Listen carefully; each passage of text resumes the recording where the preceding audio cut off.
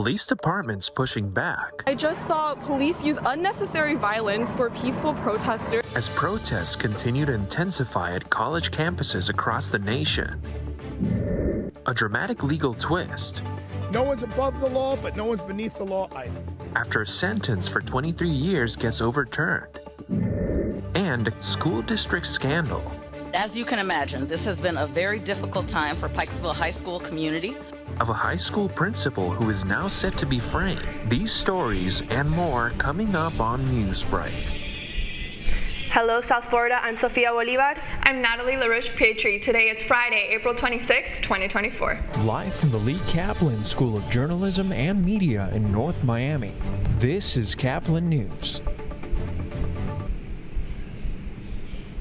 Campus clashes as officers confront pro-Palestinian protesters. Universities and colleges from coast to coast are cracking down on the recent wave of peaceful pro-Palestinian encampments and rallies on campus.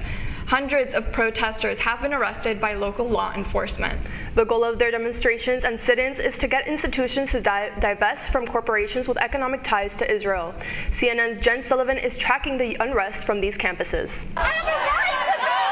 Tensions rising on college campuses as pro-Palestinian protesters are making themselves heard. Who do you protest? Who do you serve? As protests escalate, many local police departments and university officials are pushing back. Police arriving in riot gear at Northeastern University in Boston Thursday. Protesters linking arms to form a chain and protect their encampment. A university is supposed to be a place where there's discussion and, the free exchange of ideas. And you bring all those police in? That has nothing to do with the free exchange of ideas. It's about control. Palestine will live forever! Similar scenes at Emory University in Atlanta. Police pinning this demonstrator to the ground. Students holding signs reading "Police off our campus now." Others yelling at police to stop. I just saw police use unnecessary violence for peaceful protesters. I saw police knock students to the ground. Long live Palestine! These college protests emboldened by demonstrations at Columbia University in New York, stretching into a 9th day Thursday. Pro-Palestinian protesters had been warned to dismantle the encampment. Students say they're still negotiating with the university. We're looking at a comprehensive package of agreement. On Thursday, Columbia officials saying they've added additional security on campus and discussed further safety measures with the city's mayor and NYPD. In New York, I'm Jen Sullivan reporting. Changes take place in Haiti's government as the country's Prime Minister, Ariel Henry, resigns from his position. Henry's resignation letter was posted Thursday on X, citing gang violence as the primary reason. He is replaced by an interim prime minister and a transitional council, which will exercise certain presidential powers until a new president is elected in early 2026. A scientific analysis released on Thursday that Dubai's deadly floods were made worse by climate change. The study found that human-caused global warming made extreme rainfall events in the United Arab Emirates 10 to 40% more intense. This has resulted in the loss of 23 lives. Researchers suggest that possible solutions for the future is to stop burning fossil fuels and to put an end to deforestation.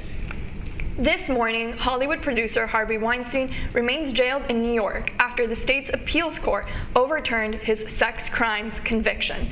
CNN's Laura Aguirre has more on the unexpected ruling and what reasons the appeals court gave for their decision. The stunning reversal comes 4 years after Hollywood power producer Harvey Weinstein was sentenced to 23 years in a New York prison on multiple sex crimes, including rape. The 7-justice New York Appeals Court voted 4-3 to overturn his conviction, with appellate judge Jenny Rivera writing that the trial court erroneously allowed testimony of uncharged alleged prior sexual acts against persons other than the complainants.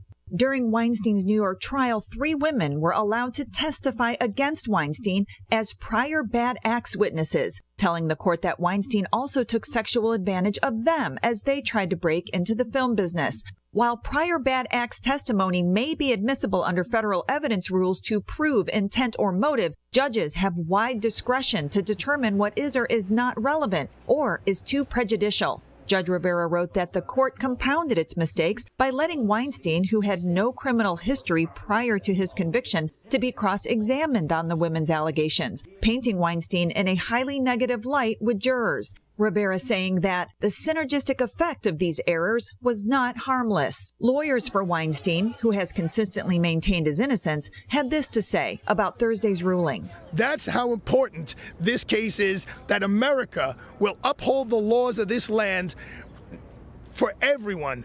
No one's above the law, but no one's beneath the law either. The Manhattan District Attorney's Office says it plans to retry the case. I'm Laura Aguirre reporting. Weinstein will remain behind bars either way because he is serving a 16-year sentence for a rape case out of California. A boy in the 8th grade is hailed as a hero after his quick thinking on a school bus. A.C. Holland III was on his way home from school on Wednesday when he noticed something was wrong. His bus driver's head hit the steering wheel and the bus started to accelerate. I walked, see if she okay, and she ain't respond, so her foot was still on the gas. I scooted her over, moved her foot off the gas, and I just turned the wheel and pressed the brake at the same time. Holland stepped into action by moving the driver's foot off the gas, turning the wheel, and putting his foot on the brake. After the bus safely came to a stop, he called 911. The driver regained consciousness as help arrived and is recovering well, according to the school's principal. A former high school athletic director in Baltimore County, Maryland, has been arrested in connection to an AI-generated impersonation of the school's principal. As Kaplan's Anthony Milian reports, 31-year-old Dazan Darian now faces multiple charges for the racist voice recording. As you can imagine, this has been a very difficult time for Pikesville High School community, Principal Eiswert and his family, and Team BCPS. Baltimore County leaders addressing scandal in their school district. A highly circulated audio clip that sounds like removed Pikesville High School principal Eric Eiswert, now believed to be AI generated. The clip includes racist and anti-Semitic insults about students. Baltimore County Police believe former athletic director Dazan Darian is behind the audio, believed to be retaliation after finding out his contract would not be renewed due to performance challenges, including terminating a coach without approval and allegedly paying teachers under the table for helping him with his job, which is the subject of an internal audit. Charging documents state the audio clip was originally sent to a friend group of 3 teachers, including Darian, and one of those educators admitted to the police she sent the clip to news outlets and a student who she knew could spread the clip around. Darian originally denied involvement, but the police now have connected the email address that sent out the audio clip to Darian's grandmother's home in Los Angeles, with the recovery phone number being Darian's own cell phone. Police also had multiple experts confirm traces of AI with human editing in the clip and found that Darian used the school network to search for AI tools. All this leading to his arrest. Officers with the Maryland Transportation Authority took Mr. Darian into custody this morning at BWI Thurgood Marshall Airport as he was attempting to board a flight. With Kaplan News, I'm Anthony Milian. A new addition to the California Police Department weighs 22 pounds and has a tail. Meet Liberty, a canine working at Folsom specializing in providing support for kids and victims. Officer Morgan Sears bought Liberty 2 years ago as a puppy to use her as a nursing home therapy dog for people with Alzheimer's, but it wasn't long before she was hitting the road and repping the Folsom police force. Officer Sears says Liberty's sweet demeanor is instrumental to sensitive cases involving children. She really helps in that situation. She'll sit with them while they make their report. If they're crying or upset, she's really good at being there for them to kind of make them feel more comfortable in those uncomfortable situations. Liberty works on regional response teams and internally with officers, dispatchers, and professional staff who using what's called grounding or check-in techniques. The Dolphins make their first round pick in the NFL draft. That's still ahead, and so is the story. Panthers trying to get their top line out. Long James in the second period. Here's Montreux with a drive. Score! The Panthers make a push to be a step away from a sweep in their playoff series against Tampa Bay. Newsbreak will be back in 2 minutes. Severe weather can strike anytime, anywhere, but there's a simple way to stay safe. Hey, Jim Cantore here. I stay safe in dangerous weather by planning ahead. You can stay safe too with a few easy steps. Build an inexpensive kit with supplies for your family's needs. Write down important information like phone numbers and medications. Always talk with your family and remember any pets in your planning. Be ready, be safe. Start your plan today at ready.gov/plan.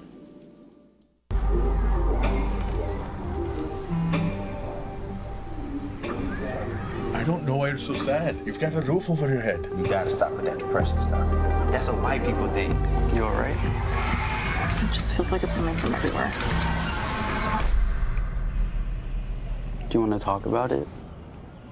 You can talk to me if you're feeling sad. Whenever you need to talk, I'm here, okay?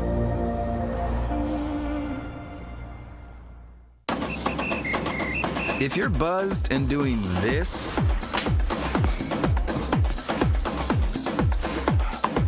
to make yourself feel okay to drive, ZWX.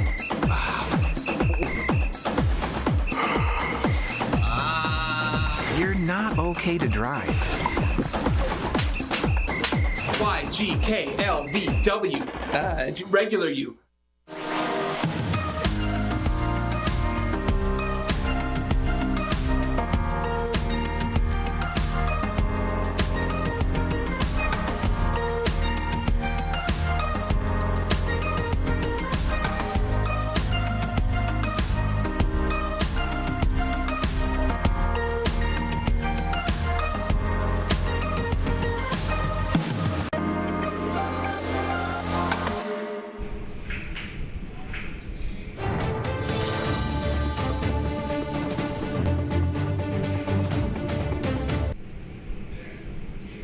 It's like catching lightning in a bottle. The Cats put pressure on the Bolts, who are now playing for their playoff lives. The Florida Panthers struck lightning in Tampa. Being away from home did not faze the Cats, as the Panthers took early control of the game with 2 penalty kills and a goal from Matthew Tkachuk. The Lightning came back with 2 goals in 2 minutes in the second period. Sam Reinhart and Brandon Montour helped the Panthers take back the lead. The final score was Panthers 5, Tampa Bay 3. The Cats will look to pull off the sweep tomorrow. The first round of the 2024 NFL Draft kicked off last night in the Motor City, and the record-breaking round created chaos around the league. The Dolphins had the 21 overall pick and spent it on an edge rusher. The Finns selected Chop Robinson from Penn State. Number 1 overall was USC quarterback Caleb Williams. He was selected by the Bears. Williams was one of 6 quarterbacks taken in the first 12 picks. You're watching Newsbreak, and we're coming right back. Last week, Brandon met a girl on a dating app. One day after work, he finally found the courage to ask her out. No answer. He started to panic. Was he being too pushy? Maybe it was too... Hey, sorry I didn't respond. I was driving. I would love to go on a date. How does tonight sound? Brandon tried to play it cool, but inside he knew. A girl so smart, so responsible. She must be a keeper.